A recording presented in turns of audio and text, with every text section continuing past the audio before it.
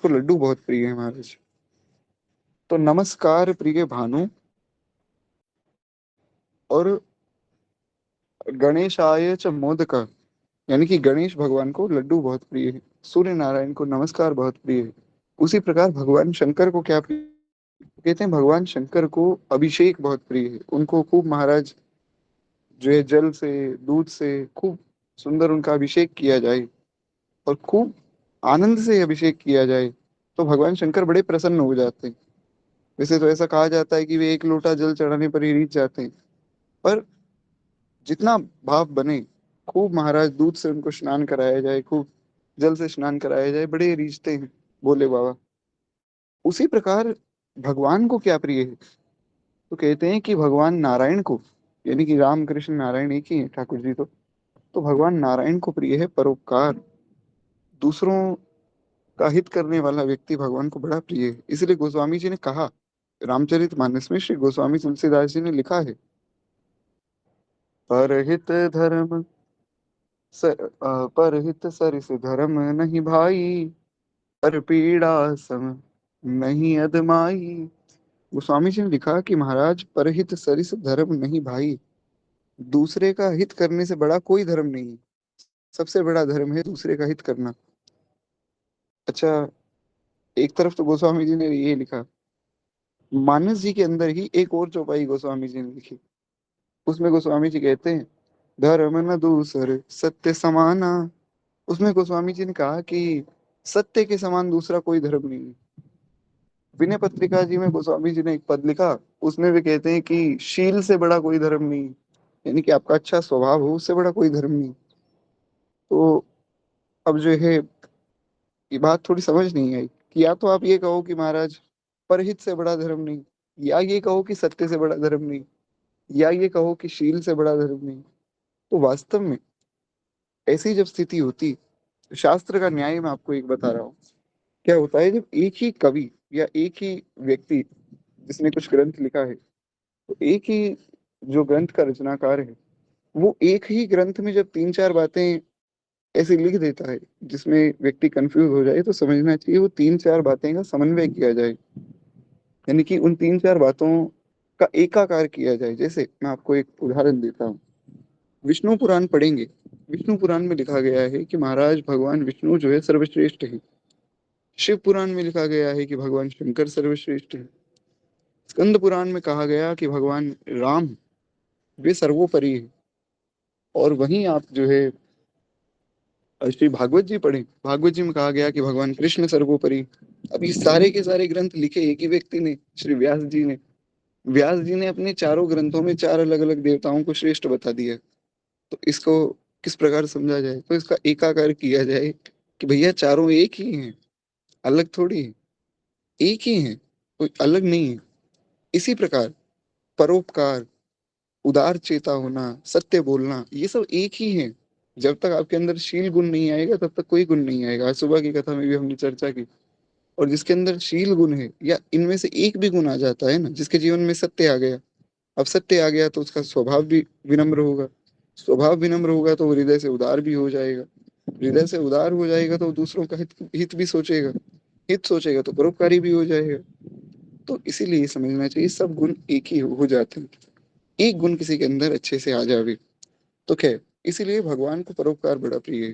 भगवान कहते हैं, सगुन उपासक परहित, निरत नीति दृढ़ नेम, ते नर प्राण समान मम, जिनके द्विज पद प्रेम। ये भगवान की वाणी है। भगवान ने कहा कि जो सगुन उपासक हैं, यानी कि जो मेरे सगुन रूप की उपासना करते हैं, दूसरे जो दूसरे का हित करते हैं, दूसरे का भला सोचते हैं, उसकी सहायता करते हैं, सगुन उपासक परहित, निरत नीति दृढ़ नेम, और जो बहुत दृढ़ता से शास्त्रों की आज्ञा का पालन करते हैं। और चौथे वो लोग जो ब्राह्मणों से बहुत प्रेम करते हैं, जिनकी ब्राह्मणों के चरणों में बहुत श्रद्धा है। ते नर प्राण समान मम, वे मेरे प्राणों के समान हो जाते हैं। ऐसा भगवान का वचन है महाराज। खैर, एक बार प्रेम से बोलिए भक्त वत्सल भगवान की जय। तो ऐसे ही श्री दादा गुरुदेव भगवान के पिताजी श्री लक्ष्मण प्रसाद जी थे, और उनके दादाजी जिनके विषय में हमने कल सुना था, श्री मुन्ना लाल त्रिपाठी जी, वे भी इसी प्रकार से खूब सुंदर भगवान के भक्त थे। तो कहते हैं कि सीतापुर जिले के अंतर्गत ही जो है भीटरा नाम का एक गांव है। इस गांव में पंडित श्री कालिका प्रसाद जी निवास किया करते थे।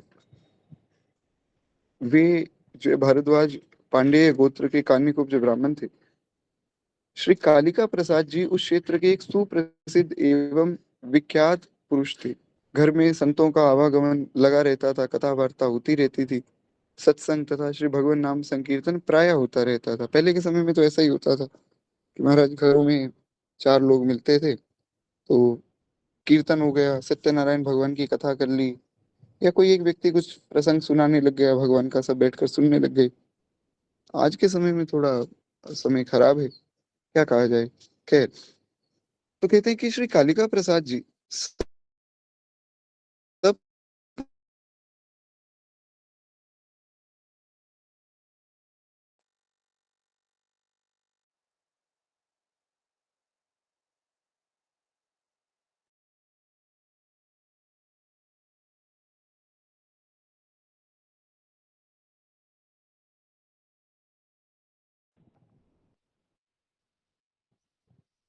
जी एक बार अब बताइए, अब मेरी आवाज आ रही है आप लोगों को?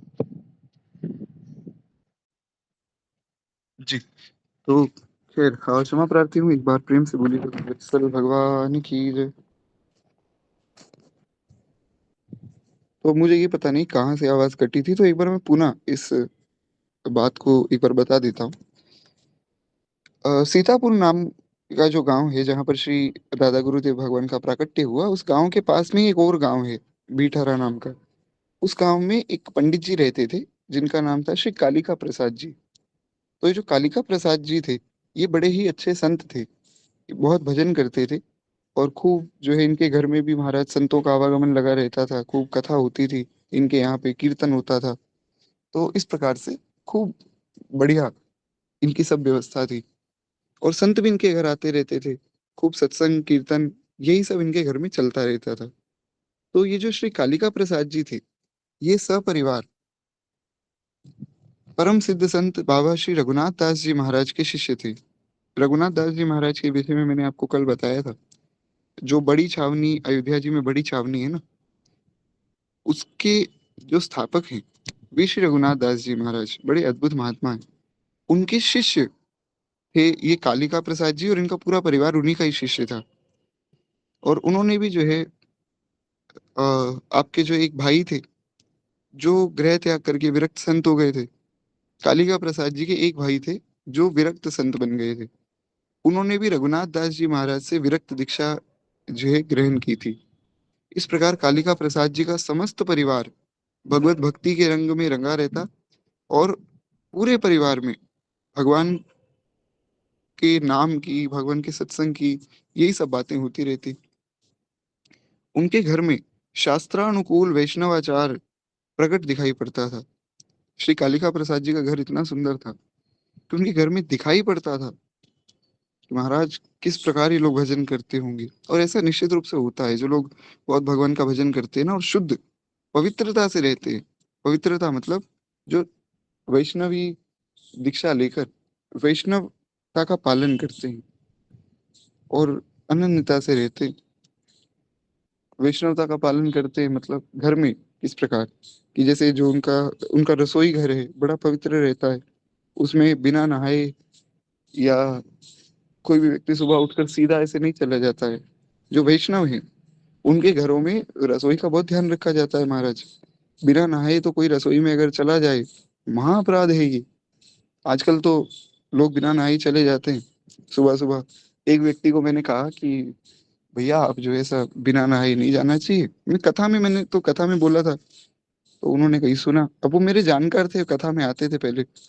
आजकल भगवान जाने क्यों नहीं आ रहे। तो मैंने ऐसा कह दिया कथा में कि सब ये तो बड़ी गलत बात है, आजकल के लोग समझते नहीं।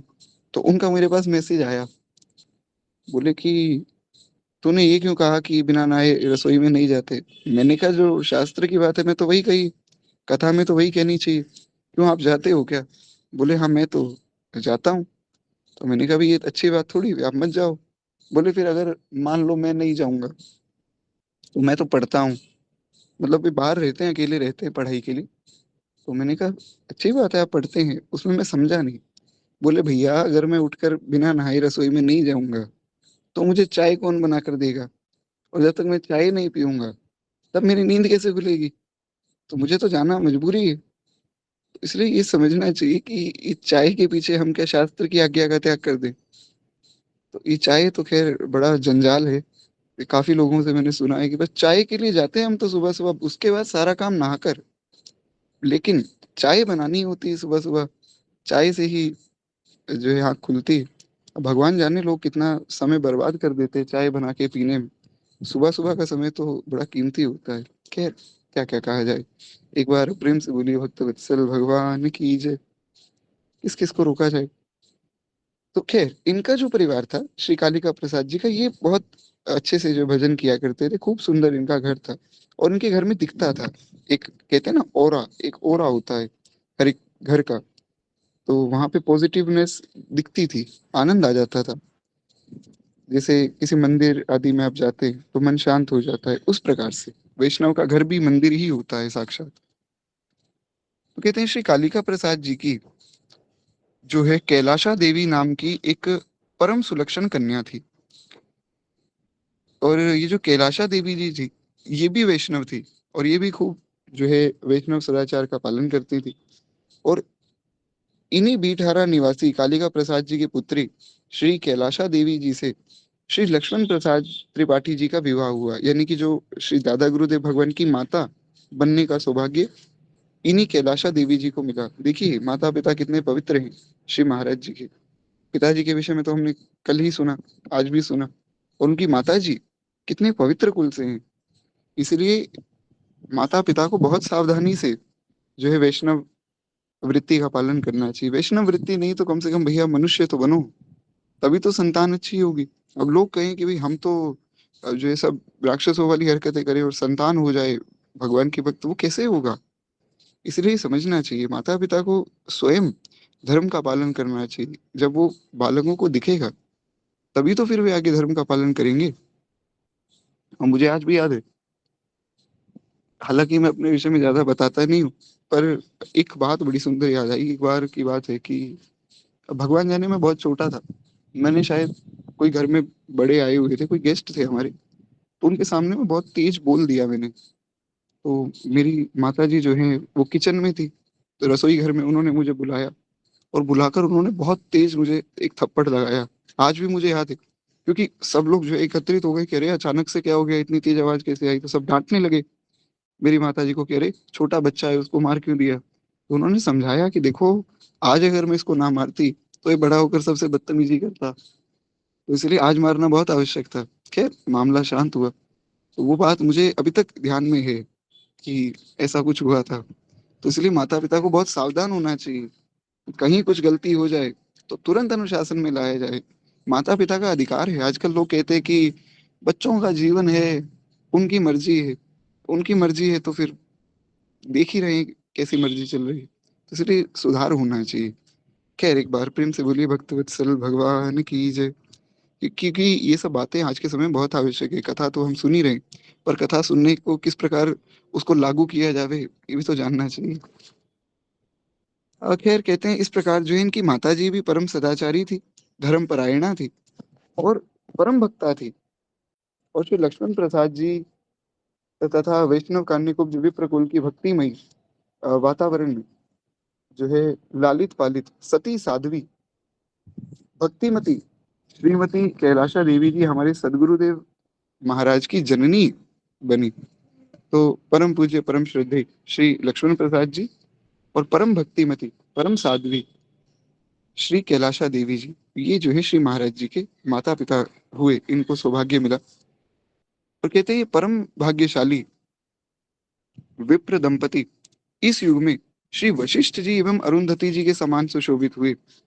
इनकी महिमा साधारण नहीं है, क्योंकि जो इतने बड़े भगवत भक्त को जन्म दे वो कोई साधारण माता पिता थोड़ी है। अब जैसे मैंने एक बात सुनी थी, मुझे बड़ी अच्छी लगी। पता नहीं आप में से किसी ने कोई रील भेजी होगी, आप में से किसी को ध्यान हो तो बताइएगा। श्री प्रेमानंद बाबा की एक रील मेरे पास आई थी अभी, अभी नहीं कुछ दिन पहले। तो उसमें उन्होंने बड़ी सुंदर बात बताई। वे बोले कि देखो, जब हम घर से भागे थे ना, हमारे पिताजी ने हमको ढूंढ लिया। तो पिताजी ने कहा भैया घर वापस चलो। बोले नहीं, अब तो हम इसी मार्ग में रहेंगे। तो हमारे पिताजी ने कहा कि देखो, यहाँ तुम रहना चाहते हो तो ठीक, लेकिन अगर यहाँ से किसी गलत मार्ग में चले तो फिर जो है, पहले हम तुमको मारेंगे, फिर हम भूल जाएंगे हम तुम्हारे पिता है, हम पहले तुमको मार देंगे। इसी मार्ग में रहना, इसे भटकना मत। तो ऐसे माता पिता बड़े सौभाग्यशाली होते, क्योंकि वे स्वयं इतने बड़े भक्त होते हैं, स्वयं इतने सदाचारी होते हैं, तभी तो उनकी संतान ऐसी भगवत भक्त हो सकती है। जब तक हम स्वयं ही गलत आचरणों में लगे रहेंगे, मांस आदि और शराब आदि खाते रहेंगे, तो संतान कैसे भगवत भक्त होगी। इस पर बहुत विशेष बल श्री गुरुदेव भगवान ने, देखिए कितना बल दिया है उनके माता पिता के चरित्र पे। खैर, तो इस प्रकार से इन दोनों को जो है उनके माता पिता होने का सौभाग्य मिला। एक बार प्रेम से बोलिए भक्त वत्सल भगवान की जय। कहते हैं महापुरुषों के लिए लोकोत्तर दिव्य चरित्र में निर्माण में मातृकुल का विशेष महत्व रहता है। मुख्य रूप से जो है माता का बड़ा विशेष महत्व रहता है, क्योंकि जो पिता है वे तो बाहर जा रहे हैं, काम कर रहे हैं, तो उनको तो बहुत कम समय मिल पाता है संतान के साथ रहने का। पर जो माताएं हैं वे तो प्रायः, और दूसरी बात ये कि माताओं ने तो 9 महीने गर्भ में बालक को रखा है। अब 9 महीने माता के गर्भ में जब बालक है, उसको सब कुछ समझ आता है, उसको सब कुछ पता लगता है बाहर क्या हो रहा है। तो इसीलिए जो है 9 महीने का जो समय है, इसको संतों ने बहुत अमूल्य समय बताया। संतों का ऐसा कहना है कि 9 महीने जब माता गर्भवती है, उस समय माता को खूब भगवान की कथा सुननी चाहिए, व्यर्थ की चर्चा नहीं करनी चाहिए, इधर उधर की बातें नहीं करनी चाहिए, और बहुत सावधानी से जो है रहना चाहिए। क्यों महाराज? क्योंकि उस बालक के चित्त पर प्रभाव पड़ता है। इसका उदाहरण उदाहरण श्री प्रहलाद जी, आप प्रहलाद जी को देखिए, वे पैदा होते ही भजन में लग गए। कैसे लग गए? पैदा होते उनको क्या पता भजन क्या होता है? क्योंकि उन्होंने, जब प्रहलाद जी पेट में थे, तब 9 महीने कथा सुनी उनकी माता कयाधु ने, और वो भी किसी साधारण व्यक्ति से नहीं, परम सदगुरु श्री नारद जी महाराज से। इसलिए तो श्री प्रहलाद जी का इतना यश हुआ है। आज भी जो है बालक भक्तों में सर्वश्रेष्ठ भक्त श्री प्रहलाद जी को माना गया। हालांकि सभी सर्वश्रेष्ठ हैं, पर उस प्रकार से देखा जाए तो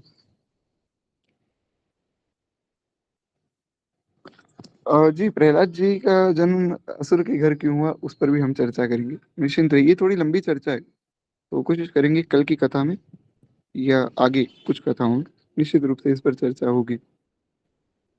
खैर, अभी के लिए इतना समझिए कि प्रहलाद जी महाराज उनको तारने ही आए थे। तो कहते हैं कि हाँ, मातृकुल का थोड़ा सा विशेष महत्व जो है एक बालक के चरित्र निर्माण में रहता है। हमने अब तक जो है प्राय जितने भी संतों को निकट से देखा है, यानी कि ऐसा श्री गुरुदेव भगवान बता रहे हैं कि जितने भी संतों को उन्होंने निकट से देखा है, उनका दर्शन किया है, संग किया है, अथवा उनका जीवन चरित्र पढ़ा है, सुना है, उसमें एक बात बड़ी विशेष रूप से दिखाई पड़ी। ये बहुत ध्यान से समझिएगा। वो क्या बात है कि महापुरुषों के मातृकुल की पावनता, महापुरुषों का जो मातृकुल है बड़ा पावन है। इसीलिए महा जितने भी माताएं हैं उनको बहुत सावधानी रखनी चाहिए। लोग कहते हैं ना, स्त्रियों को तो कोई इंडिपेंडेंस ही नहीं दी गई सनातन धर्म में, स्त्रियों को हमेशा दबाया गया। अरे महाराज, स्त्रियों को ही देवी की तरह हमारे यहाँ तो पूजा गया है। कौन से पुरुष को पूजा जाता है देवता की तरह, बताइए? लेकिन कोई भी स्त्री हो, हमें तो बचपन से ही सिखाया गया है, बाकी लोग सिखाते हैं नहीं पता नहीं, कि भैया स्त्रियों को तो गलती से पाँव का स्पर्श भी ना हो जाए, स्त्रियों को डांट भी नहीं देना चाहिए, स्त्रियों को तो पूजना चाहिए। तो मैं यही सोचता था कि क्यों पूजना चाहिए, मतलब ऐसा क्या कारण है जो उनको पूजा जाए? ये है स्त्रियों की महिमा, मातृकुल की महिमा तो कहीं नहीं जा सकती, कहाँ बराबरी की जा सकती माताओं की। क्योंकि माताओं की पावनता, आप देखिए, अ, महारानी श्री पद्मावती, पद्मावती ने कहा कि मैं इस दुष्ट को अपना नाखून भी नहीं दिखाऊंगी, मैं सती होना पसंद करूंगी, लेकिन मैं इस दुष्ट को अपना नाखून नहीं दिखाऊंगी। और महारानी पद्मावती के साथ जितनी भी 40,000 जो माताएं हैं जिन्होंने सती होने का प्रण लिया था, एक ऐसी कथा वहां के संतों में प्रसिद्ध है, जो मैंने संतों से ही सुनी है। वे कहते हैं कि महाराज, जब पद्मावती जी और वो 40,000 माताएं सती होने जा रही थी ना, तो अग्नि देव वहां प्रकट हो गए, और अग्नि देव ने पहले उनके शरीर को जलाया, फिर उनके वस्त्रों को जलाया। अग्नि ने मर्यादा का पालन किया है, सोचिए। ये है पतिव्रता नारी की मर्यादा। ये मर्यादा भगवान से भी ऊपर है महाराज। अग्निदेव को प्रकट होकर उनकी मर्यादा की रक्षा करनी पड़ी। अग्निदेव ने सोचा अगर मैं आज इनके वस्त्र पहले जला दूं तो इनके शरीर का कहीं दर्शन ना हो जाए अग्नि में भी। ये है सती की मर्यादा। हाँ, इसका ये मतलब नहीं कि सब स्त्रियों को सती हो जाना चाहिए, ऐसा नहीं। पर पतिव्रत धर्म की मर्यादा क्या है, स्त्रियों की मर्यादा क्या है, वो। खैर, तो एक बार प्रेम से बोलिए भक्त वत्सल भगवान की जय। तो माताओं को बहुत सशक्त होना चाहिए। जैसे हमारे गुरुदेव भगवान एक बार कहीं, महाराज किसी के यहाँ, श्री गुरुदेव और उनके माता पिता जो है कहीं गए थे। तो वहां पर उनके यहाँ कुछ भोजन बन रहा था। तो महाराज जी छोटे से बालक थे। महाराज जी सब बालकों के साथ खेल रहे थे, खेलते खेलते वहां बैठ गए। और वहां वो भंडारा जो हो रहा था उसमें से प्रसाद महाराज जी पाने लगे। महाराज जी की माता जी आई और आकर महाराज जी को खूब डांटा। और संभव है कि उनको एक दो थप्पड़ भी लगाए। महाराज जी रोने लगे कि अरे, ऐसा क्यों कर रही हो माँ। बोले तुम कहीं भी खाने बैठ जाते हो, ऐसे कहीं का भी खा लोगे। कोई पवित्रता का विचार है कोई या नहीं है। आज देखिए, श्री महाराज जी जगत गुरु पद पर प्रतिष्ठित है, ऐसे ही थोड़ी है। बहुत तपस्या लगती है। खैर, तो कहते हैं कि बालक में सर्वाधिक संस्कार मातृकुल से ही आते हैं।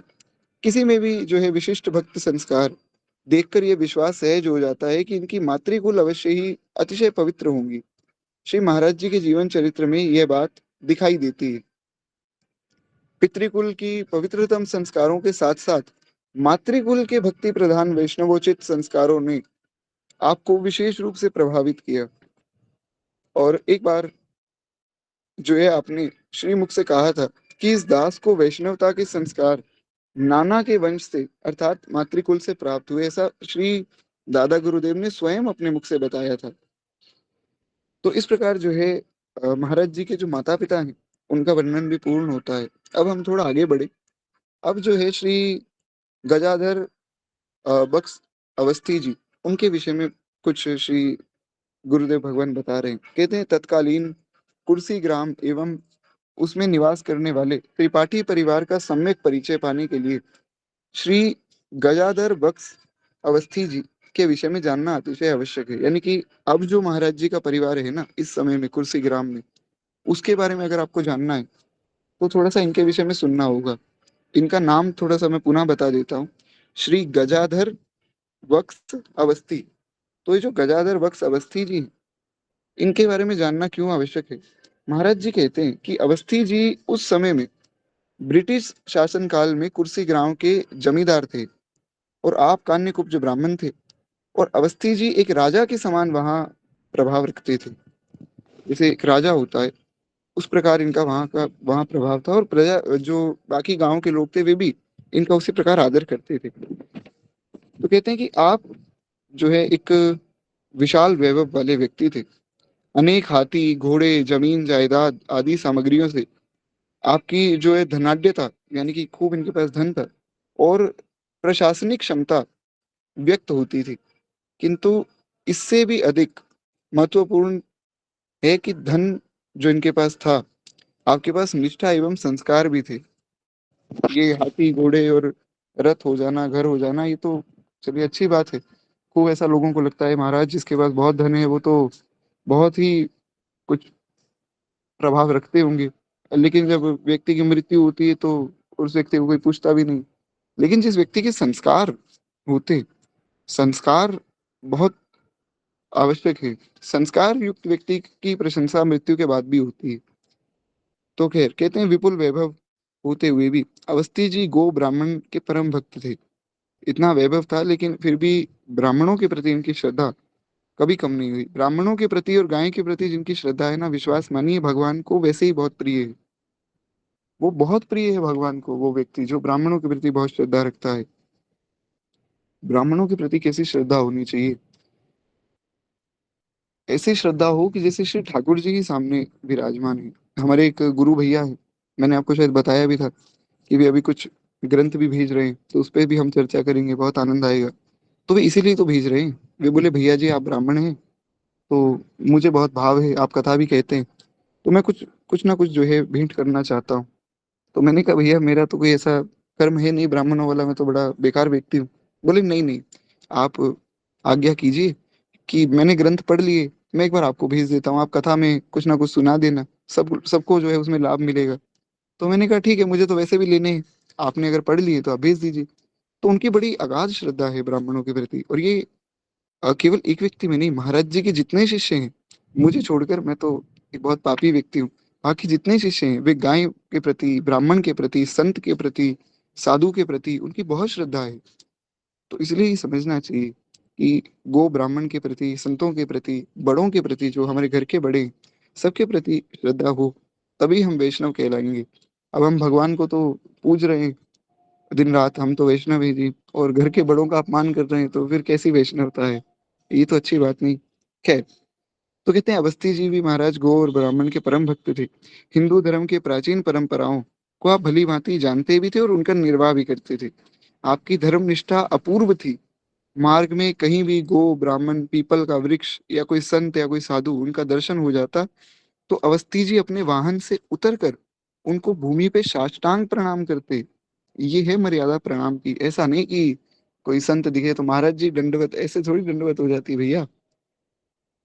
अपने वाहन से उतरो, उतर कर प्रणाम करो। नहीं तो कम से कम झुककर तो प्रणाम करें, मन ही मन हम झुक जावे। कोई संत हमें दिख गए तो उनको मन ही मन जो है हम झुककर जो है प्रणाम करें। या कोई भी हो, कोई तिलक धारण किया है, कंठी धारण की है, या किसी ने रुद्राक्ष धारण किया है, कोई शैव हो, तो वे भी भगवान के भक्त है। इस प्रकार प्रणाम करना चाहिए। कितने प्रणाम करने का ये क्रम निरंतर एवं निरालस चलता रहा। प्रणाम बहुत आवश्यक है। देखिए, प्रणाम की इतनी महिमा क्यों बार बार कही जा रही है? क्योंकि प्रणाम से जो है क्लेश कट जाते हैं। प्रणाम से सहज ही यश की, बुद्धि की, विद्या की प्राप्ति हो जाती है। ये बात मैं नहीं, ये बात भागवत जी में श्री सुखदेव गोस्वामी जी कह रहे हैं। भागवत जी का अंतिम श्लोक क्या है? प्रणामो दुख शमनः। प्रणाम से दुख का शमन हो जाता है। इसीलिए भागवत जी का अंतिम श्लोक तो जितने भी भागवत कथा करने वाले भागवताकार हैं वे बुलवाते भी हैं। कभी आप कथा सुने तो वे अंत में बोलते हैं ना कि बस ये लास्ट दो श्लोक है, इनको सबको बोलना चाहिए। तो उसमें आपने अगर कहीं सुनी हो कथा तो आपने बोला भी होगा निश्चित रूप से, प्रणामो दुख शमनः। प्रणाम से दुख का शमन होता है। केवल प्रणाम किया जावे। भगवान की जो मुद्रा है, भगवान के जितने भी स्वरूप हैं हम देखते हैं, उसमें भगवान आप देखते होंगे एक हाथ उठाकर खड़े हैं, तो हमें लगता है भगवान आशीर्वाद दे रहे हैं। पर उसका एक विशिष्ट भाव दिया रामानुज परंपरा के गोविंद राज स्वामी जी ने। उन्होंने वाल्मीकि रामायण पर एक बहुत सुंदर टीका लिखी, भूषण टीका करके, बहुत अद्भुत टीका है। तो उसमें गोविंद राज स्वामी जी लिखते हैं कि भगवान आशीर्वाद नहीं दे रहे हैं, ये जो हाथ उठाकर भगवान खड़े हैं। तो ये क्या है महाराज? कहते हैं कि जब कोई भी व्यक्ति भगवान के धाम पहुंचता है ना, तो भगवान को देखता है, दंडवत प्रणाम करता है, तो भगवान हाथ उठा देते हैं कि भैया बस, एक बार प्रणाम कर दिया, बस हो गया काम, अब मैं तुम्हें अपना रहा हूँ। तो ये भगवान बता रहे हैं कि मुझे बस एक ही बार प्रणाम कर लो, चाहे तुम्हारा काम हो जाएगा। केवल एक बार प्रणाम करने की ऐसी महिमा है। तो नित्य भगवान को, संतों को, गौ माता को प्रणाम किया जाए, बहुत उससे जो है लाभ मिलता है। खैर, एक बार प्रेम से बोलिए भक्त वत्सल भगवान की जय। कहते हैं इसी प्रकार ये अवस्थी जी जो है, हालांकि इनके पास खूब धन है, खूब ऐश्वर्य है, पर फिर भी ये सबको प्रणाम करते थे। उसका परिणाम क्या हुआ? कहते हैं उसके परिणाम स्वरूप आपके भाल पर जो है अत्यधिक प्रणाम करने से घर्षण का चिन्ह बन गया। अवस्थी जी सत्य, दान, दया, क्षमा आदि गुणों के भंडार थे। ये सब गुण सहज ही आ जाते हैं उस व्यक्ति में जो प्रणाम करता है। और संपूर्ण गीता आपको कंठस्थ याद थी, तथा एकादशी को सर्वधर्मान परित्यज्य से जो है संपुटित गीता का प्रत्येक श्लोक बोलकर राधा कृष्ण जी को साष्टांग दंडवत प्रणाम करते थे। तो इस प्रकार जो है संपूर्ण गीता के 700 श्लोक बोलकर प्रणाम करते, एक एक श्लोक बोलकर प्रणाम करते थे। सोचिए, अवस्थी जी की बैलगाड़ी में जो है जो भी व्यक्ति यात्रा करते थे, वे उनके प्रभाव को देखकर दंग रह जाते थे। वे ये देखते थे कि भाई इनके पास इतना धन है, इतने गाड़ियां हैं, इतना बड़ा घर है, ये फिर भी बैलगाड़ी में चलते हैं। कितने बैलगाड़ी में कई धोतियां भी रहती थी, प्रत्येक बार लघु शंका जाकर नहाते और धोती बदलते, इतनी पवित्रता का ध्यान रखते थे। और आपके परिवार का आचार विचार जहाँ एक और कान्यकुब्ज विप्रोचित परम पवित्र था, वहीं दूसरी ओर जो है जमींदारों की मान मर्यादा का भी उसमें भरपूर समावेश था। अवस्थी जी के परिवार की जो महिलाएं, जब गोमती स्नान को जाती तो आसपास जो है कनाते लगाई जाती थी, ताकि कोई उनको स्नान करते देख ना ले। तो अब अवस्थी जी और महाराज जी के परिवार का क्या संबंध है वो जानना आवश्यक है मुख्य रूप से। अवस्थी जी के विषय में तो हमने जो है जान लिया। तो कहते हैं कि श्री महाराज जी के पिता पंडित श्री लक्ष्मण प्रसाद त्रिपाठी जी जो है अवस्थी जी के अत्यंत निकट थे।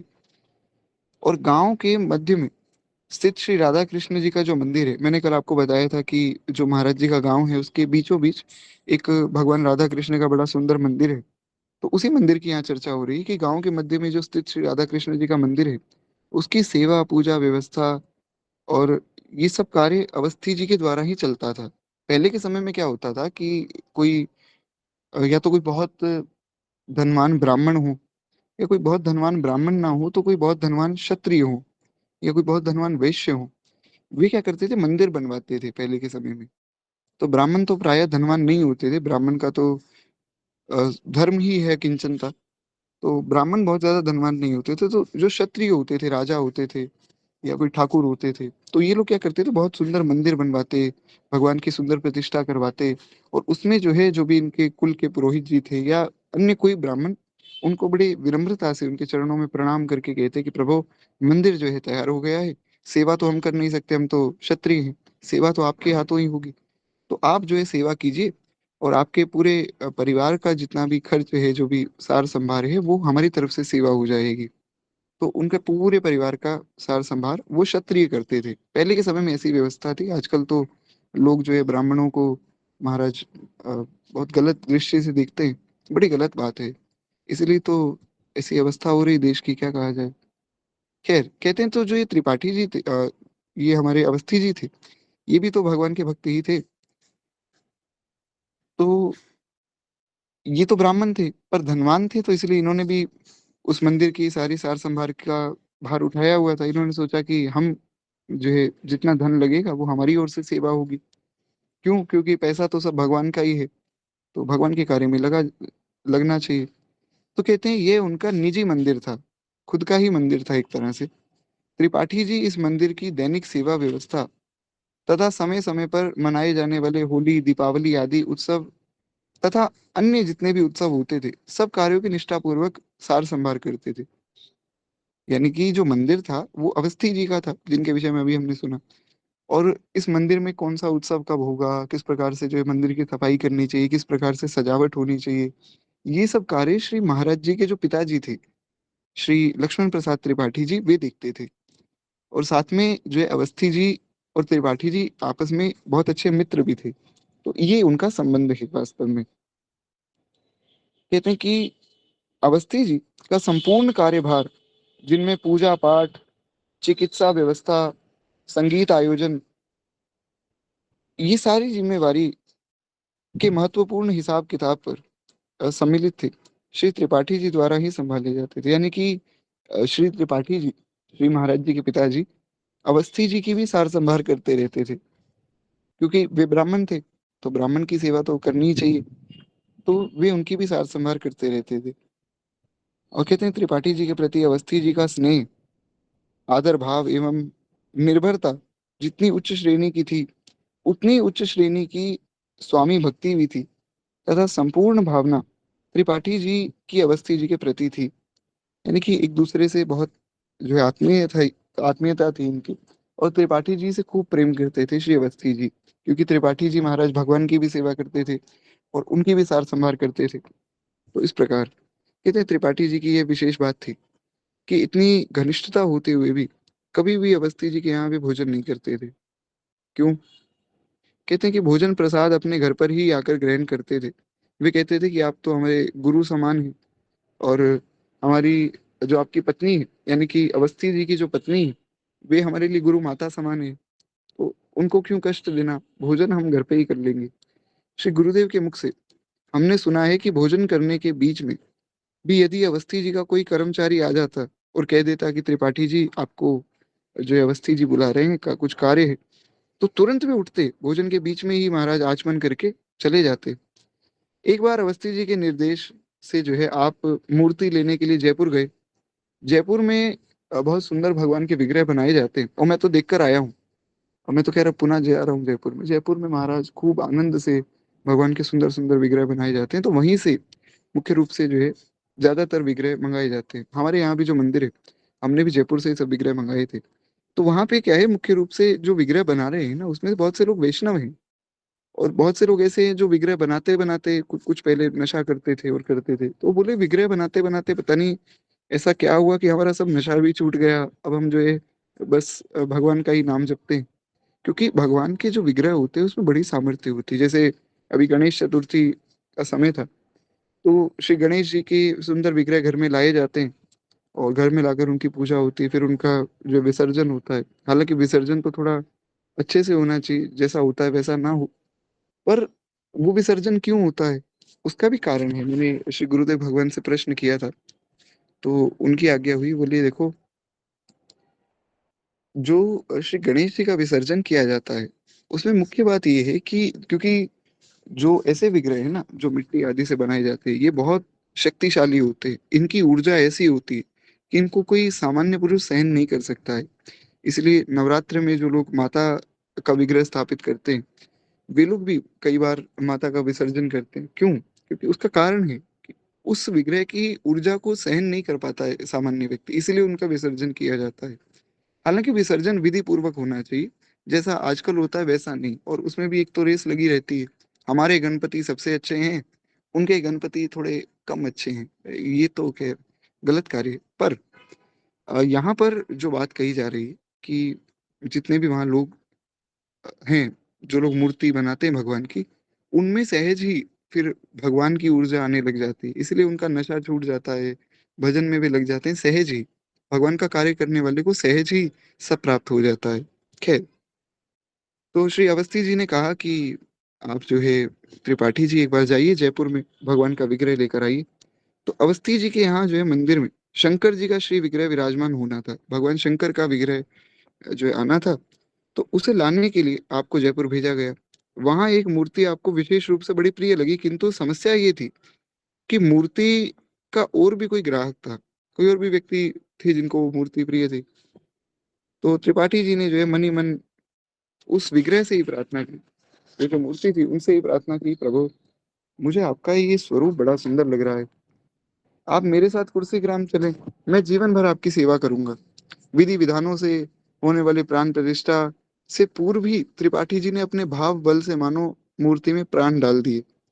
जब भी भगवान के विग्रह को लाया जाता है ना घर में, लोग कहते हैं कि अरे ये मूर्ति पूजा से क्या होता है, क्या मूर्ति में भगवान है? भैया बिल्कुल भगवान है।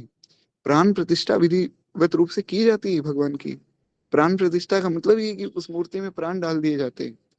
तो प्राण प्रतिष्ठा तो बाद में होगी, उससे पहले त्रिपाठी जी ने अपने भाव से, क्योंकि श्री त्रिपाठी जी कोई साधारण व्यक्ति थोड़ी, श्री दादा गुरुदेव की भी जो पिता हैं, सोचिए कितने बड़े भक्त होंगे। उन्होंने अपने भाव से प्रार्थना की, प्रभु आप मेरे साथ चलिए, आपका स्वरूप बड़ा सुंदर है, मैं जीवन भर आपकी पूजा करूंगा। तो शंकर जी वैसे ही बड़े प्रसन्न हो गए, बोले चलो भैया तुम ले चलो। तो आपकी प्रार्थना अनुसार शंकर जी का वह विग्रह आपके साथ कुर्सी ग्राम ही गया। त्रिपाठी जी जो है अपने वचन को निष्ठापूर्वक निभाते थे, नित्य भगवान शंकर की पूजा करते थे। आपने मूर्ति को वचन दिया था कि मैं जीवन भर सेवा करूंगा, तदनुसार आप जो है दिन रात मंदिर में रहते, केवल दिन में एक बार भोजन करके घर आते थे। और लोकोत्तर शील सदाचार और साधुता त्रिपाठी जी के जीवन में प्रतिष्ठित थी। तभी तो वे श्री महाराज जी जैसे महापुरुष के पिता हुए, ऐसे कोई साधारण व्यक्ति थोड़ी उनका पिता बन सकता है। तो खैर इस प्रकार से जो है श्री अवस्थी जी और त्रिपाठी जी का ये संबंध था। एक बार प्रेम से बोली भक्त वत्सल भगवान की जय। अब श्री दादा गुरुदेव भगवान के आविर्भाव के विषय में श्री महाराज जी बता रहे हैं। अब देखिए एक विचार मेरे मन में उठा है, क्योंकि ये चरित्र जो है बहुत पवित्र है और बहुत बड़ा है।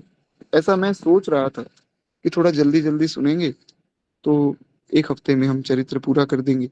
पर जैसा मैंने सुबह की कथा में भी बताया कि वो काम मुझसे हो नहीं पाता है। मैं कोशिश करता हूँ लेकिन मैं जल्दी नहीं कर पाता हूँ कथा को। तो मैं ये सोच रहा हूँ कि ठीक है, जैसा चल रहा है वैसा ही चलने देते हैं, बीच में अगर विश्राम आता है ना तो कोई बात नहीं, हमेशा के लिए तो विश्राम रहेगा नहीं। जैसे ही सब व्यवस्था अनुकूल होगी तो हम पुनः ये चरित्र आरंभ कर देंगे श्री महाराज जी का। किसी एक निश्चित लीला तक पहुंच जाएंगे, उसके बाद विश्राम करेंगे। उसके बाद फिर जो है उसी लीला से पुनः हम लोग चरित्र शुरू कर देंगे, ताकि आप लोगों का जो है भाव भी बना रहे। अब जल्दी जल्दी चरित्र मैं तो पढ़ दूंगा, उसमें फिर आप लोगों को वो रस नहीं मिल पाएगा जो मिलना चाहिए, और ना ही मुझे वो सुनाने का आनंद आएगा। तो बाकी आप लोग अपना विचार बताइए, क्योंकि एक हफ्ते में तो चरित्र वैसे भी पूर्ण नहीं हो सकता है। खूब आराम आराम से सुनेंगे महाराज, बढ़िया सुंदर सुंदर लीलाएं हैं। बहुत समय है हमारे पास, तो चर्चा करते रहेंगे। जी, तो सबको स्वीकार है। खैर अभी जितना हो पाएगा, दिखते हैं। जब तक अभी जब तक चलेगा तब तक तो फिर चर्चा करेंगे। खैर एक बार प्रेम से बोलिए भक्त वत्सल भगवान की जय। तो बात आई है श्री महाराज जी के आविर्भाव की। कहते हैं आपने अपने शांत, अनुकूल एवं सुखप्रद जीवन के क्रम में त्रिपाठी दंपति को एक ही समस्या पुनः पुनः आकर व्यथित करती थी। त्रिपाठी दंपति मतलब श्री त्रिपाठी जी और उनकी पत्नी जी, जिनके विषय में अभी हमने सुना ना, जो परम साध्वी परम भक्ता है, श्री कैलाशा देवी जी। तो त्रिपाठी जी और कैलाशा देवी जी को एक चिंता जो है बार बार सताती थी। अब वो क्या चिंता थी? वो चिंता ये थी कि त्रिपाठी जी के यहाँ जो भी संतान उत्पन्न होती, वो देव के श्राप के कारण नष्ट हो जाती। जो भी उनकी संतानें हुई पहले वे नष्ट हो गई। इस कारण लक्ष्मण प्रसाद त्रिपाठी जी एवं माता कैलाशा देवी अनेक वर्षों तक निसंतान ही बने रहे। किंतु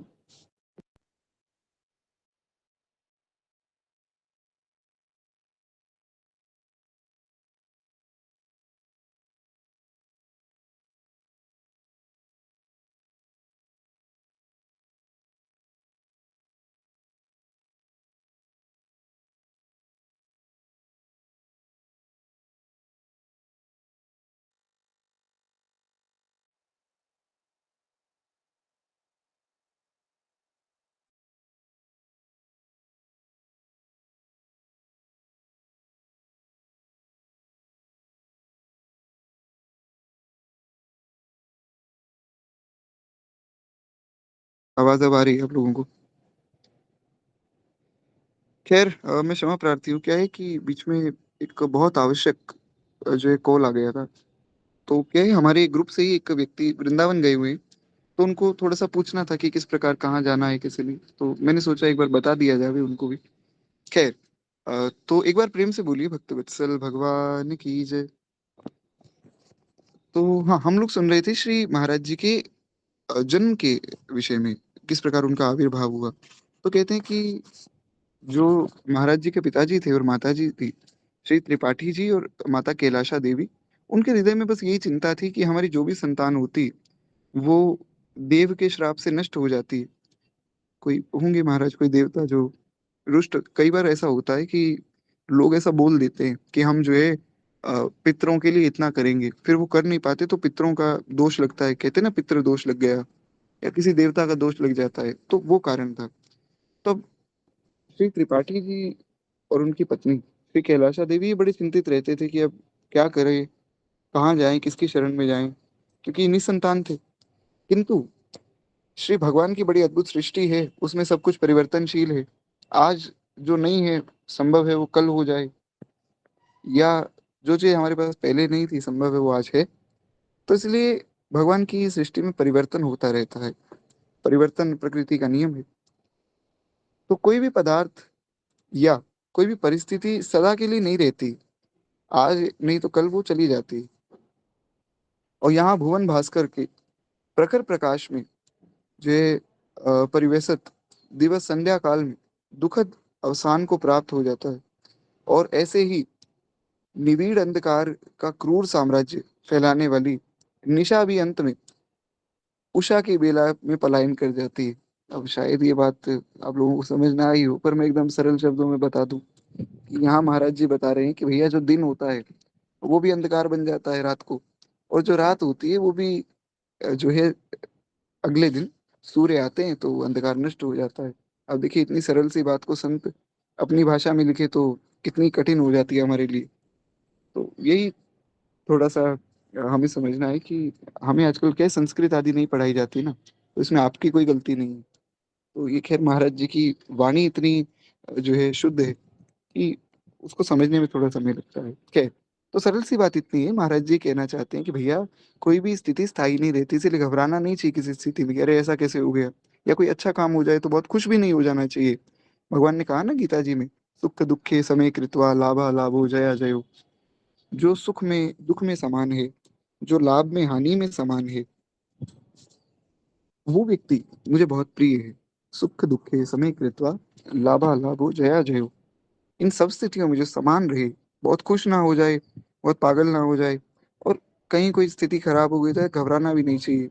जो होता है सब अच्छा ही होता है भगवान की कृपा से। खैर, तो महाराज जी कहते हैं कि ठीक इसी प्रकार श्री भगवान के मंगलमय विधान से त्रिपाठी दंपति के संतहीन जीवन में छाई हुई ये उदासी भी श्री महाराज जी के आविर्भाव से सदा के लिए समाप्त हो गई, क्योंकि जब महाराज जी प्रकट हुए तब तो फिर तो कोई देव का श्राप भी नहीं लग सकता, क्योंकि महाराज जी की कोटि का संत अगर प्रकट हो जाए तब तो देवता भी नमस्कार करने आते हैं। तो वो सब श्राप और ये सब चीजें खत्म हो गई। कहते हैं एक बार की बात है, श्री लक्ष्मण प्रसाद त्रिपाठी जी को किसी हित चिंतक ने, विज्ञ महानुभाव यानी कि कोई अच्छे ज्ञानी महानुभाव थे जो इनके हित की बात कर रहे थे, तो उन्होंने कहा कि देखो, ये उन्होंने अपना परामर्श दिया कि आप जो है संतान प्राप्ति की कामना से श्री गया धाम जी की यात्रा कीजिए और वहां श्री गदाधर भगवान के दर्शन कीजिए, और उससे आपकी अभिलाषा जरूर पूर्ण होगी। और आज भी जो है गया जी में जाकर एक अनुष्ठान करवाया जाता है, उससे जिनको संतान नहीं होती ना, उससे संतान की प्राप्ति हो जाती है, ऐसा शास्त्र वर्णन है। तो खैर, कहते हैं कि त्रिपाठी दंपति के लिए ये परामर्श श्री भगवत कृपा का ही आवाहन था एक तरह से। भगवान ही किसी ना किसी रूप में आकर कुछ ना कुछ प्रेरणा करते हैं। तो ऐसा समझ लीजिए कि भगवान ने आकर उनको प्रेरणा की कि भैया आप गया जी जाओ, वहां करो अनुष्ठान। तो लक्ष्मण प्रसाद त्रिपाठी जी ने श्रीमती कैलाशा देवी जी के साथ गया धाम जाकर और वहां पर जो है भगवान गदाधर की पूजा की है। वहां पहुंचकर आपने जो विधिवत रूप से श्राद्ध तर्पण आदि किया, पितृकर्म किया, और भगवान के ही सन्निधि में आर्त हृदय से एक भक्त पुत्र प्राप्ति की कामना की। प्रभु, हमें एक पुत्र मिल जाए, उसमें भी भक्त मिले। अगर कोई ऐसा वैसा ही पुत्र देना है फिर रहने दो महाराज, क्योंकि जननी जने तो भक्त जने के दाता के सूर, नहीं तो जननी बांझ रहे काहे गवावे नूर। अगर कोई माता किसी को जन्म दे तो किसी भक्त को जन्म दे, या फिर किसी शूरवीर को जन्म दे, या फिर किसी दानी को जन्म दे, नहीं तो फिर क्या मतलब है? फिर तो इससे अच्छा तो बांझ ही रह जाए माता। ऐसा मैं नहीं, ऐसा गोस्वामी तुलसीदास जी कह रहे हैं। तो खैर, उन्होंने प्रार्थना की कि हमें कोई ऐसा बालक मिले जो भगवान का भजन करे, खूब भगवान की सेवा करे। इस प्रकार ही प्रभु हम पर कृपा कीजिए। इसी प्रकार की श्रद्धा भक्ति पूर्वक जो है गया धाम की यात्रा उन्होंने की, और त्रिपाठी दंपति कुर्सी ग्राम में लौट आए। गया यात्रा के पश्चात ही त्रिपाठी दंपति ने अनेक अपूर्व विलक्षणताएं प्रकट होने लगी थी। स्वभाव से ही दोनों का जीवन सत्य, सदाचार एवं धर्म परायण था, और इस यात्रा के पश्चात दोनों ही धार्मिक निष्ठाओं एवं अभिरुचि के उत्तरोत्तर वृद्धि होती चली गई। सरल शब्दों में महाराज जी कहना चाहते हैं कि गया की यात्रा जब हुई तो श्री त्रिपाठी जी और उनकी पत्नी दोनों में बहुत विलक्षण गुण प्रकट हो गए। हालांकि वे पहले से ही भगवान के भक्त थे, पर अब उनको अच्छी अनुभूतियां होने लगी, खूब सुंदर सुंदर स्वप्न होने लगे, और दोनों का स्वभाव और सुंदर हो गया। सत्य और सदाचार उनके जीवन में आ गया, धर्म परायणता आ गई।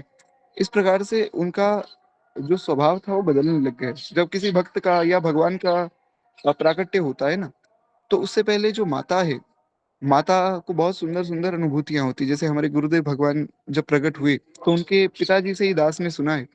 गुरुदेव भगवान के पिताजी कहते हैं कि जब ये प्रकट हुए, नाम तो खैर गुरुदेव का मैं नहीं ले सकता हूँ, तो बोले कि जब ये प्रकट हुए तो उससे पहले 2-3 महीने पहले से इनकी माता जी को नारद जी, श्री वशिष्ठ जी, वाल्मीकि जी, इस प्रकार जो है भगवान के जो भक्त हैं, सनकादिक भगवान और स्वयं भगवान आकर दर्शन देते थे स्वप्न में।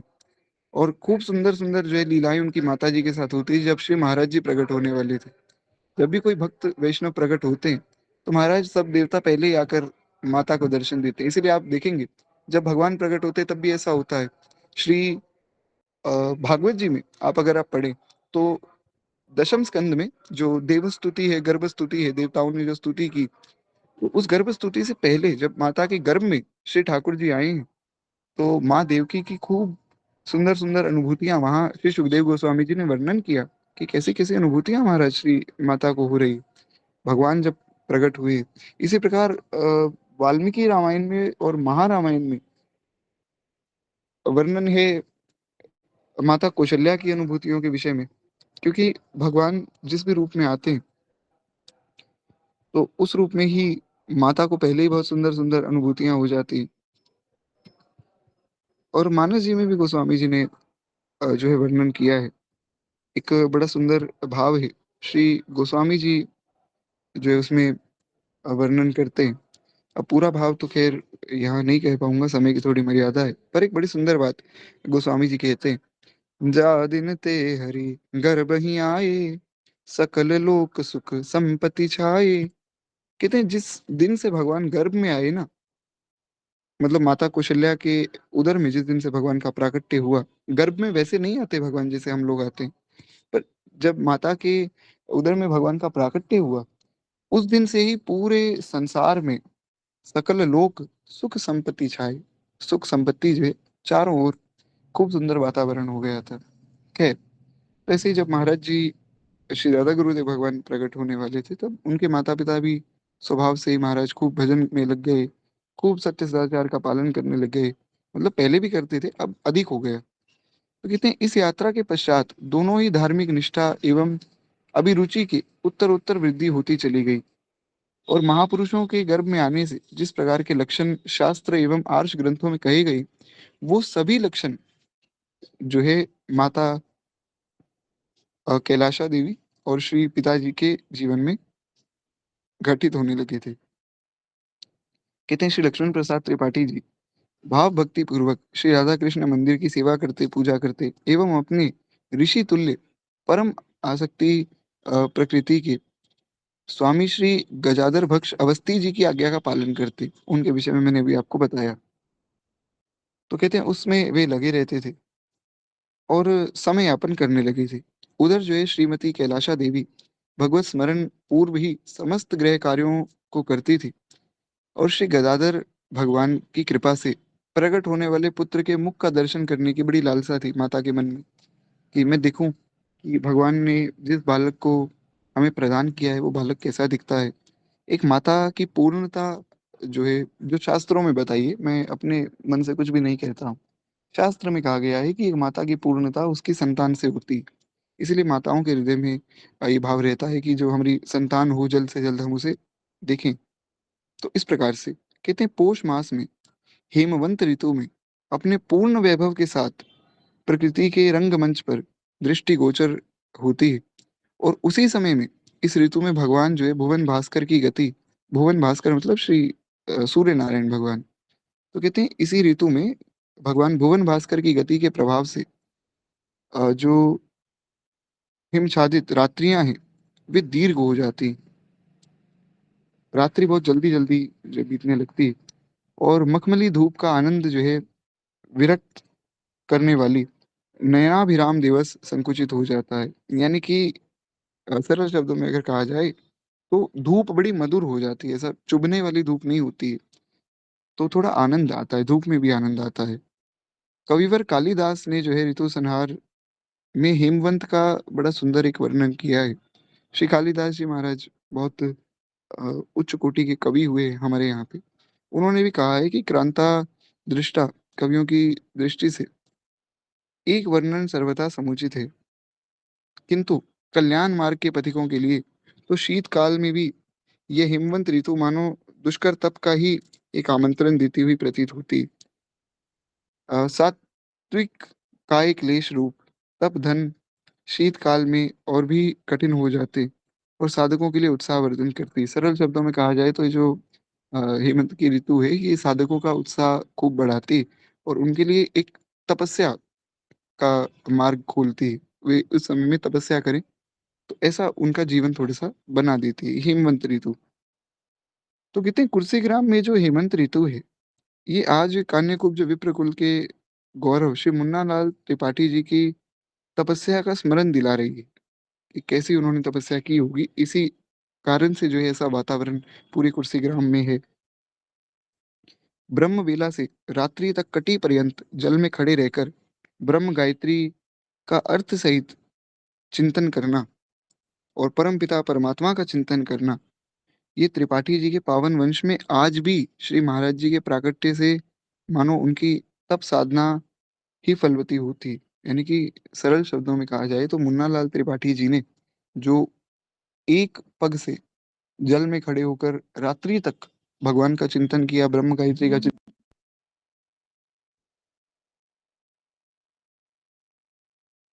क्षमा प्रार्थी हूँ। एक बार प्रेम से बोलिए भक्त वत्सल भगवान की जय। आप लोग खैर काफी जो है अच्छे से कोऑपरेट करते हैं, बड़ी कृपा है आप लोगों की।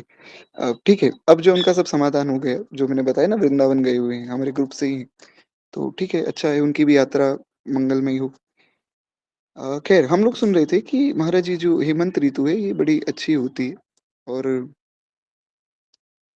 साधकों के लिए बहुत विशेष रूप से तपस्या के विषय में बताती है। तो श्री मुन्ना लाल त्रिपाठी जी ने जो तपस्या की, मुन्ना लाल त्रिपाठी जी महाराज जी के दादाजी, तो उनकी तपस्या के प्रभाव से ही महाराज जी जैसे महाभागवत का जो है जन्म इनके यहाँ हो रहा है। महाकवि कालिदास ने हेमंत ऋतु के बहुत से विशेषण भी बताए हैं और इसी हेमंत ऋतु में जो है करुणा निधान, भक्त वांछा कल्पतरु, ब्राह्मण्य देव, श्री गदाधर भगवान की कृपा से श्री लक्ष्मण प्रसाद त्रिपाठी जी के गर्भ में पौष शुक्ल षष्ठी की ब्रह्म वेला में एक पद्म तुल्य बालक ने जन्म लिया। अब ये सारे शब्द जो है मैं थोड़ा सा सरल शब्दों में बता देता हूँ। सर्वप्रथम तो करुणा निधान, जो करुणा करने वाले भगवान हैं, और करुणा निधान जो नाम है श्री किशोरी जी ने दिया था भगवान को। जब श्री हनुमान जी पहुंचे ना लंका में, तो हनुमान जी ने कहा कि रामदूत मैं मातु जानकी, सत्य शपथ करुणा निधान की। तो पहले माता जी को ये विश्वास नहीं था कि ये, क्योंकि उनको ये था कि भाई रावण तो बड़ा मायावी है, क्या पता रावण ही आया हो। हालांकि किशोरी जी भी तो सब जानती हैं, पर लीला के रूप में देखा जाए। लेकिन जब हनुमान जी ने कहा ना कि सत्य शपथ करुणा निधान की, तब श्री किशोरी जी को लगा कि अरे ये नाम तो मैंने ही दिया है भगवान को, ये नाम तो मेरे सिवा और कोई नहीं जानता है, तब फिर ये नाम प्रसिद्ध हुआ। तो करुणा निधान, जो सब पर करुणा करते हैं भगवान। दूसरे भक्त वांछा कल्पतरु, भक्तों की सब इच्छाओं को पूर्ण करने वाले।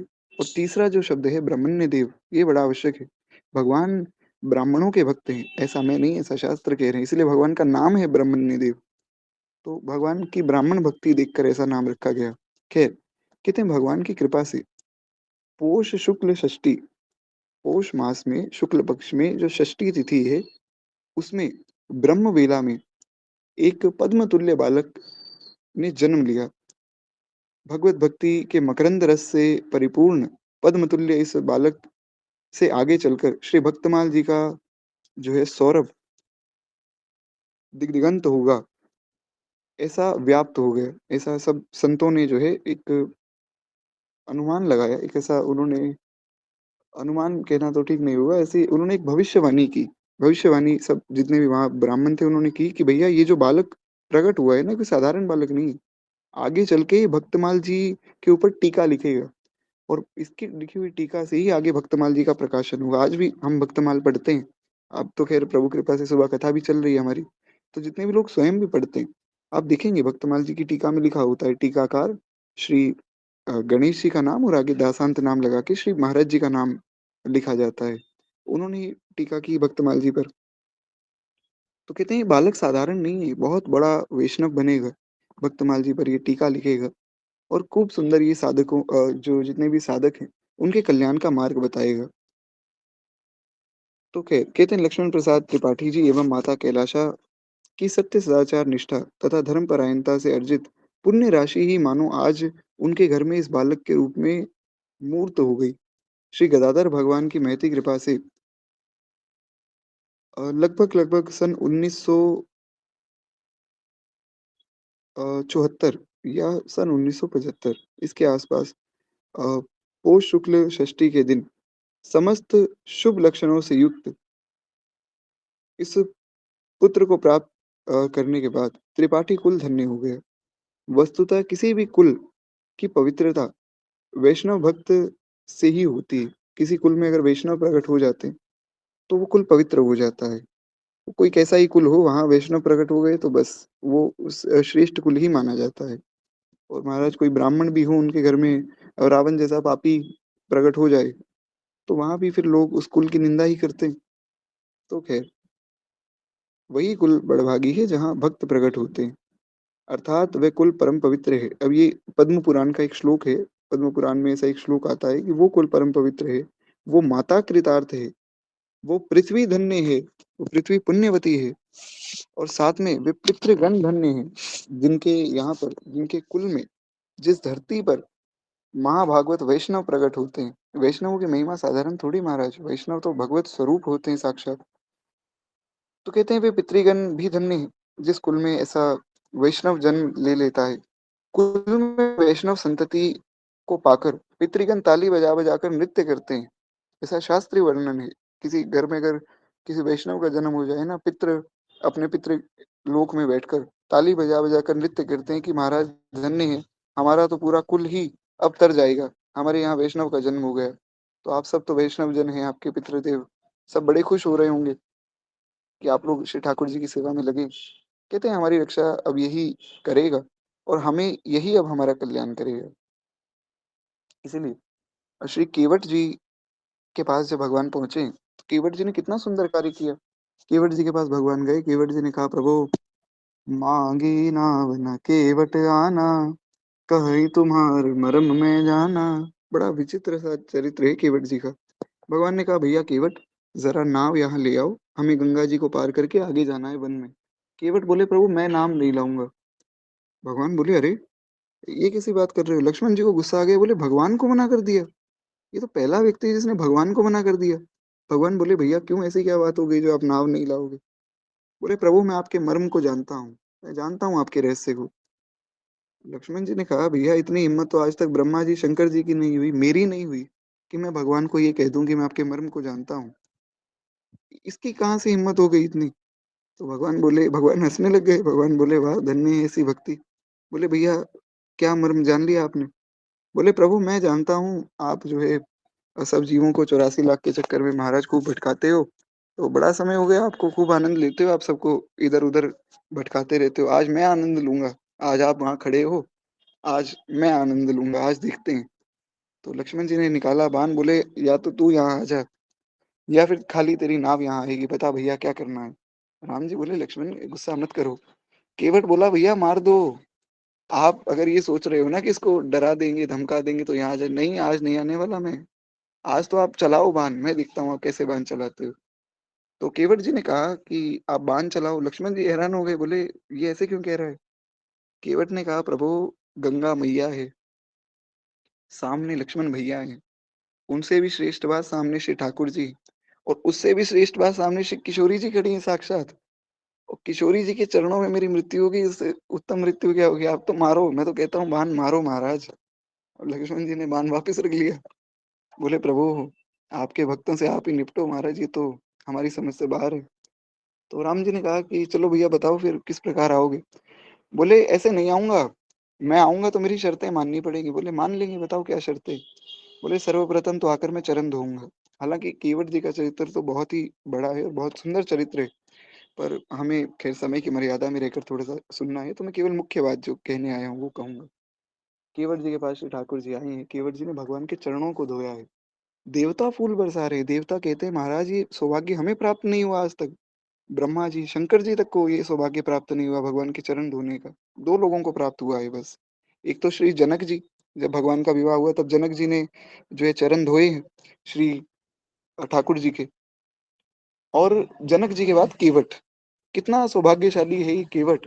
ना कोई वेद पढ़ा, ना कोई शास्त्र पढ़ा, ना कोई बहुत जो है सदाचार का पालन है, पर स्वभाव, सरल स्वभाव, निर्मल स्वभाव। आज सुबह की कथा में हमने सुना भगवान कह रहे हैं निर्मल मन जन सो मोहि पावा। स्वभाव में निर्मलता है, स्वभाव अच्छा है, और भगवान के प्रति सहज प्रेम है बस। वे इतना जानते हैं कि प्रभु मैं जैसा भी हूँ आपका हूँ, अच्छा हूँ या बुरा हूँ, जैसा भी हूँ तुम्हारा। प्रभु मैं केवल आपका हूँ, बस मैं इतना ही जानता हूँ और मुझे कुछ नहीं पता क्या शास्त्र होता है, क्या मान मर्यादा होती है, हमें कुछ नहीं आता। हम, हमारा परिवार, सब आपके हैं और आपकी शरण में है बस। भगवान इतने पर ही रीझ गए, चरण धोने के लिए दे दिए।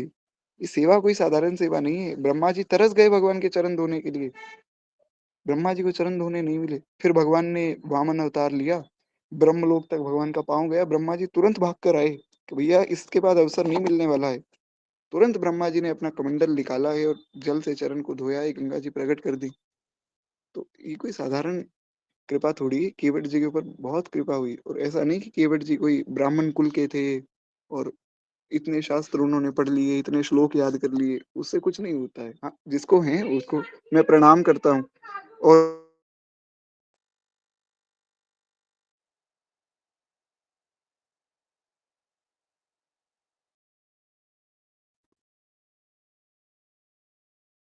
बार प्रेम से बोलिए भक्त वत्सल भगवान की जय। मैं क्षमा चाहूंगा, ये अचानक से पता नहीं कहाँ से आवाज आई और मैं डर गया, तो कॉल कट हो गया। मैं तो माइक म्यूट कर रहा था। तो इसीलिए मैं कह शाम को कथा नहीं कहता हूँ, तो पता नहीं कहाँ से कौन क्या बोल दे। शायद किसी के घर से कोई आवाज आई। फिर छोड़िए। तो हम क्या सुन रहे थे? हाँ, हम ये सुन रहे थे केवट जी की जो भक्ति है, वो कैसी भक्ति है श्री केवट जी महाराज की, कि भगवान जो है उन पर रीझ गए और भगवान ने वो सौभाग्य दे दिया जो अन्य किसी को नहीं मिलता है। जो ब्रह्मा जी शंकर जी को जो सौभाग्य नहीं मिलता है, वो सौभाग्य केवट जी को मिला है। कैसे अद्भुत श्री केवट जी की निष्ठा है, कैसा अद्भुत श्री केवट जी का प्रेम है, और सरलता कितनी आवश्यक है। एक बड़ी सुंदर बात मैं कहने वाला था, अचानक से मैं भूल गया। खैर मैं क्षमा प्रार्थी हूँ, मैं अचानक से डर गया बिल्कुल। ये कैसी आवाज आई? खैर जैसी हरी इच्छा, क्या किया जा सकता है। बात बड़ी सुंदर थी, मन में आई थी। हाँ, श्री केवट जी जो है, उन्होंने भगवान के चरण धोए, और भगवान के चरण धोने के बाद श्री केवट जी ने क्या किया कि वो जल पहले पान किया। तो बोले अब तो मैंने जो जल पान किया वो मैंने नहीं किया। भगवान बोले भैया झूठ क्यों बोलते हो, तुमने जल पान किया तो मतलब तुमने ही किया। बोले नहीं, ये जलपान मैंने अपने पितरों को अर्पित कर दिया, कि जितने भी मेरे पित्र हैं ना, उन सबका कल्याण हो जाए। फिर भगवान ने कहा चलो ठीक है, जलपान हो गया, अब चलो। बोले नहीं नहीं, चरण धो के महाराज मैं भी तो जल पीऊंगा, चरण क्यों धोए थे आपके? तो पितरों का कल्याण हो गया, फिर खुद जो है जल ग्रहण कर लिया। फिर भगवान ने कहा अब चलो। तो बोले नहीं नहीं प्रभु, मेरे भी घर में जो है बच्चे हैं, मेरी पत्नी है, उनको भी तो जल पिलाना है। तो बोले ठीक है भैया, बुला लाओ। अब केवट जी के कुछ जो है बच्चे आए और उनकी पत्नी आई, उनको महाराज को प्रेम से जल पिलाया केवट जी ने। तो भगवान ने कहा अब भैया अब चलो, बहुत समय हो गया है। लक्ष्मण जी ने कहा बस अब बाण तैयार है, अगर इसने अब मना कर दिया तो अब बाण मार दूंगा। तो बोले प्रभु, मैं इतना स्वार्थी थोड़ी हूँ, देखो मेरे गांव में भी बेचारे लोग रहते हैं, क्या उनको अधिकार नहीं है आपका चरणामृत पीने का? आप बार बार थोड़ी आओगे हमें दर्शन देने, और हम आपके वैकुंठ आ जाएं, इतनी हमारी सामर्थ्य थोड़ी। तो भगवान बोले भैया अब क्या चाहते हो तुम? बोले मैं चरण धोऊंगा और मैं जो है सबको पिलाऊंगा जल, कि सबका कल्याण हो। तो आप ही कहते हो परोपकारी व्यक्ति प्रिय है। तो भगवान बोले भैया धो लो। तो अभी केवट ने जान के ऐसे लीला की, ये क्या, एक बहुत छोटा सा पात्र लेकर आए थे केवट जी। केवट जी को पता था कि अगर बड़ा पात्र ले आऊंगा एक बार में इतना जल आ जाएगा, भगवान का चरण जल, जिससे सारा गांव पी ले। तो एकदम छोटा सा पात्र ले गए। तो उस पात्र में केवल एक ही पैर रखा जा सकता था। तो एक पैर जो है श्री केवट जी ने, श्री भगवान ने उसमें रखा, केवट जी ने धोया। तो भगवान ने फिर वो पैर बाहर रखा और दूसरा पैर उस पात्र में रखा। तो केवट जी ने कहा प्रभु ये तो आपने गलती कर दी। बोले क्या गलती होगी? बोले आपने जो है पहले जो है इस पात्र में पैर रखा, फिर मैंने उसको धोया, अब वो धुला हुआ पैर आपने वापस जमीन पर रख दिया, फिर मिट्टी लग गई, वो फिर गंदा हो गया। तो भगवान बोले ऐसे तो जो है आप बार बार मेरे पैर ही धोते रहेंगे, क्योंकि एक पैर तो मैं नीचे रखूंगा ही, अब एक पैर जो है हवा में कैसे रखूं? तो केवट ने कहा कोई बात नहीं, आप ऐसा करो, एक पैर मेरे सिर पे रख दो, इतने में मैं दूसरा धो दूंगा, फिर आप दूसरा जो है मेरे सिर पे रख देना। लक्ष्मण जी हैरान हो गए। लक्ष्मण जी बोले महाराज धन्य है ऐसा भक्त, कहने में तो ये बड़ा सरल है, बहुत ही जो है भोला बनता है, पर ये तो सबसे बड़ा वैष्णव है, क्योंकि इतना तो किसी ने भी दिमाग नहीं लगाया आज तक कि भगवान के चरणों को मैं धो भी लूं, भगवान के चरणों का जल भी पी लूं, भगवान के चरणों को मस्तक पर भी रख लूं। केवट जी तो महाराज केवट जी हैं। धन्य है केवट जी की निष्ठा, इसीलिए उनका चरित्र सुनना बड़ा आवश्यक है। एक बात मैं बहुत आवश्यक यहाँ कहने वाला था। अब बड़ी हृदय में पीड़ा हो रही है कि अचानक से आवाज आई, मैं डर गया। वो बात मैं भूल गया, इतनी सुंदर बात थी। खैर कोई बात नहीं, याद आएगी तो हम पुनः उस पर चर्चा करेंगे। बस इसीलिए ही मैं शाम को कथा नहीं कर, अभी तो खैर फिर भी सब लोग सो रहे हैं लगभग यहाँ पे। सो रहे हैं मतलब शांत है। और भी थोड़ा सा समय आगे हो जाए तो खूब जो है बाइक चल रही है और चल रही है, बहुत शोर होता है, उसमें कथा हो नहीं पाती है। खैर आप लोगों से भी मैं क्षमा प्रार्थी हूँ। पता नहीं किसकी आवाज थी, हमारी तो कथा का रस बीच में से ले गई। खैर जो भी है, इस बात को प्रणाम करके हम आगे बढ़े, जैसी हरी इच्छा। तो एक बार प्रेम से बोलिए भक्त वत्सल भगवान की जय। तो इस प्रकार जो पितृ हैं वे भी बड़े प्रसन्न होते हैं उनके घर में अगर कोई वैष्णव जन्म लेता है। और केवट जैसा वैष्णव हो जाए तो महाराज, चाहे कोई कैसे ही कुल का हो, भगवान की भक्ति का अधिकार सबको है। परम श्रद्धेय श्री आचार्य चरण श्रीमद आद्य रामानंदाचार्य भगवान ने जो ग्रंथ लिखा वैष्णव मताब्ज भास्कर, वो केवल रामानंदी साधुओं के लिए नहीं है, वो सबके लिए है। उसमें आचार्य चरण बड़ी सुंदर बात लिखते हैं। सर्वे प्रपत्तिर अधिकारिणः सदा, सबको प्रपत्ति का अधिकार है, सबको शरणागति का अधिकार है। और आप देखें उनके चरित्र में दिखता है, उन्होंने सबको दीक्षा दी। उन्होंने जो है ब्राह्मण कुल में पीपा जी को दीक्षा दी, उन्होंने जो है क्षत्रिय कुल में श्री बिहारी जी को दीक्षा दी। उसके बाद जो है उन्होंने महाराज, आप देखें तो जो चतुर्थ वर्ण है, चतुर्थ वर्ण में उन्होंने रैदास जी को दीक्षा दी। उसके बाद मुस्लिम लोगों में उन्होंने मुस्लिम लोगों को दीक्षा दी है। और कहाँ तक कहा जाए, जो जिनका जन्म ही नहीं हुआ उनको भी दीक्षा दे दी आचार्य चरण ने। श्री कबीरदास जी, कबीरदास जी का कोई ऐसा जैसा हमारा जन्म होता है वैसा जन्म नहीं हुआ। कबीरदास जी आचार्य चरण की कृपा से फूल से प्रकट हुए थे। अब वो अलग लीला है, वो कभी मैं बाद में सुनाऊंगा।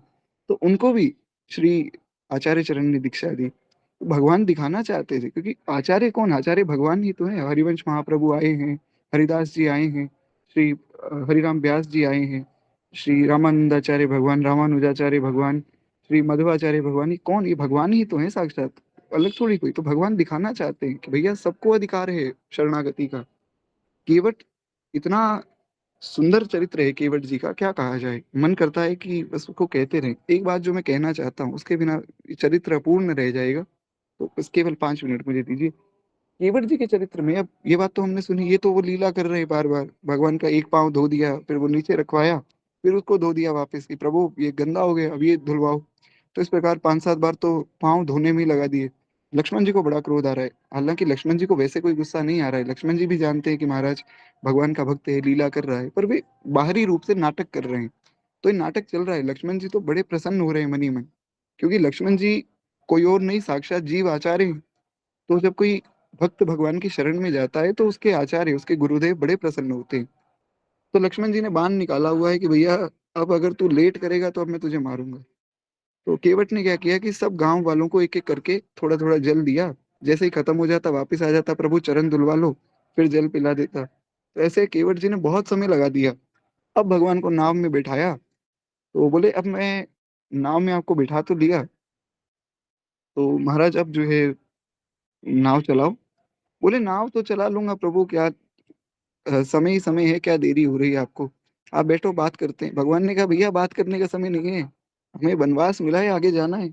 लक्ष्मण जी ने कहा कि या तो भैया तू नाव चला ले, या मेरे बाण तुझसे बात करेंगे, बस बात खत्म हो गई।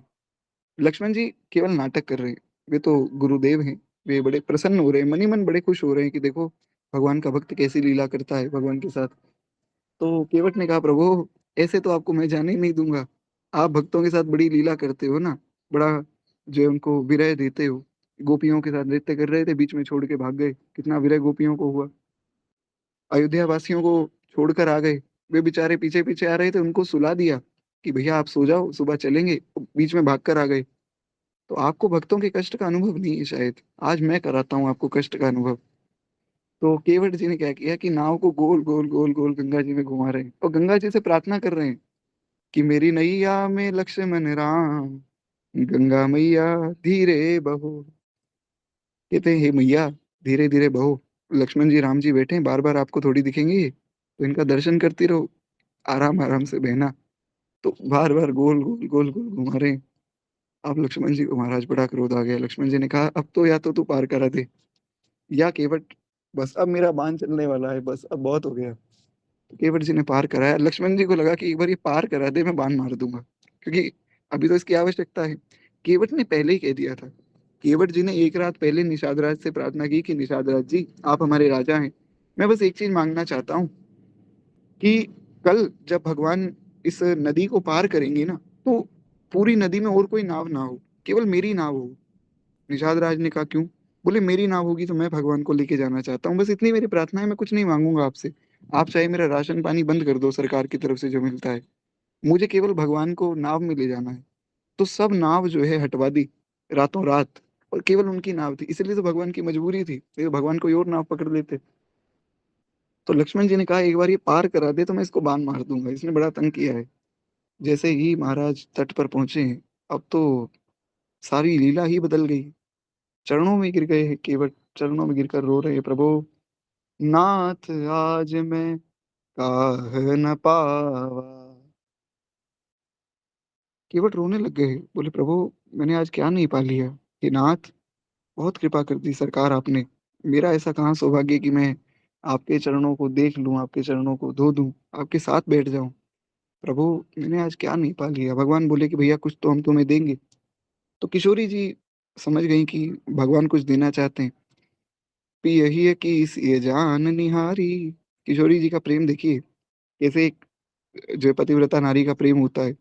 किशोरी जी ने अपनी मुद्रिका उतार कर दे दी, प्रभु ये दे दीजिए। वे समझ गई कि इनके पास देने के लिए तो कुछ है नहीं, पर ये बेचारे देना तो चाहते हैं, तो उन्होंने अपनी मुद्रिका दे दी। भगवान ने कहा कि अरे सीते, ये तो तुम्हारी मुद्रिका है। किशोरी जी ने कहा प्रभु मैं किसकी हूँ, ये हाथ किसका है, सब आपका है, प्रभु दे दीजिए। भगवान ने कहा ठीक है, तो मुद्रिका भगवान देने लगे। केवट रोने लग गया। केवट ने कहा प्रभु कैसी बात कर रहे हैं आप, मैं आपसे मुद्रिका ले लूं?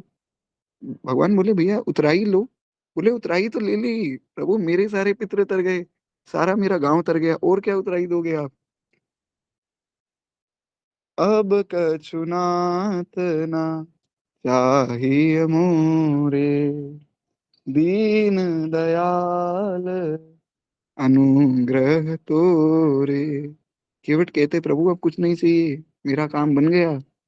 बस मैं इतना वचन चाहता हूँ कि आप जब वापिस आएंगे तब आप मुद्रिका दे देना।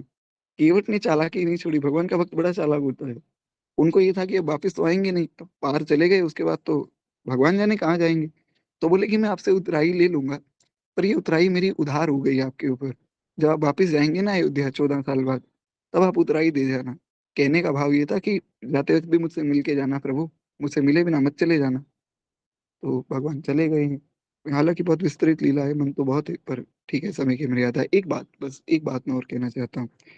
संत जन कहते कि भैया केवट ने उतराई ली नहीं, भगवान चले गए, लोगों ने इतनी ही लीला सुनी है, इतनी ही पढ़ी है, आपको एक और अंतरंग लीला सुना देता हूं।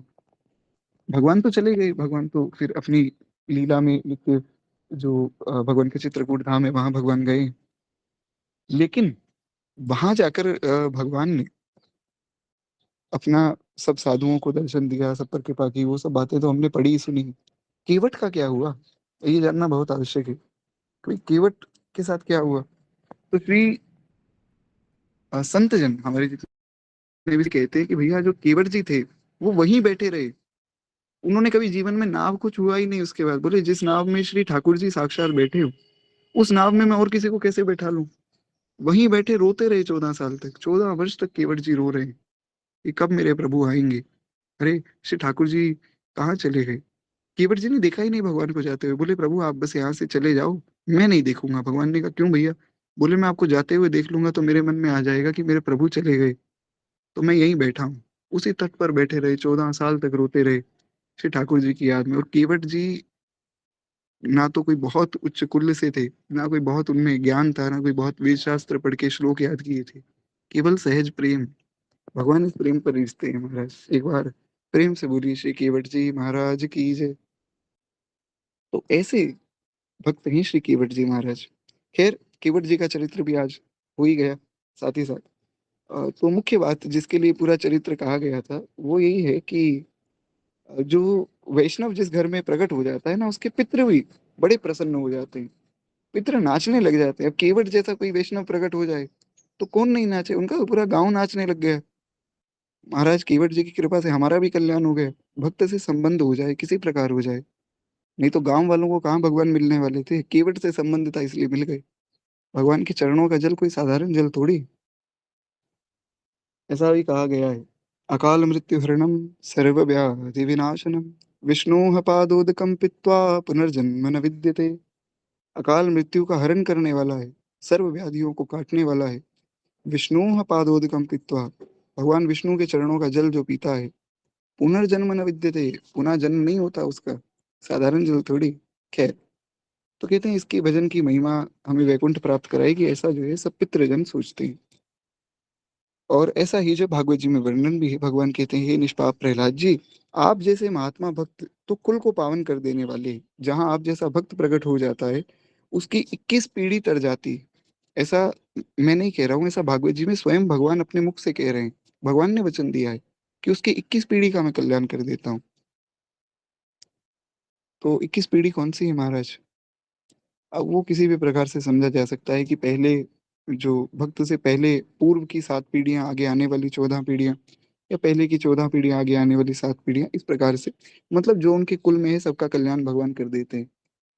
और गोस्वामी जी ने भी मानस जी में कहा है, सो कुल धन्य उमा सुनु, जगत पूज्य सुपुनीत, श्री रघुवीर परायण, जेहि नर उपज बिनीत। कितना सुंदर भाव है। अब इसकी चर्चा हम जो है कल करेंगे। क्यों? क्योंकि ये जो चौपाई है, ये चौपाई नहीं, ये महामंत्र है। गोस्वामी जी की चौपाइयाँ बड़ी अद्भुत है। तो इस पर हम फिर कल चर्चा करेंगे। और कल जो है किस प्रकार श्री दादा गुरुदेव भगवान ने आगे लीलाएं की, प्रकट तो वे हो गए, आज तो उनके प्राकट्य का महाराज आनंद आप सब मनाइए। और खूब प्रेम से हो सके तो ठाकुर जी को बढ़िया बढ़िया भोग धराइए। श्री महाराज जी प्रकट हुए, कोई साधारण बात थोड़ी।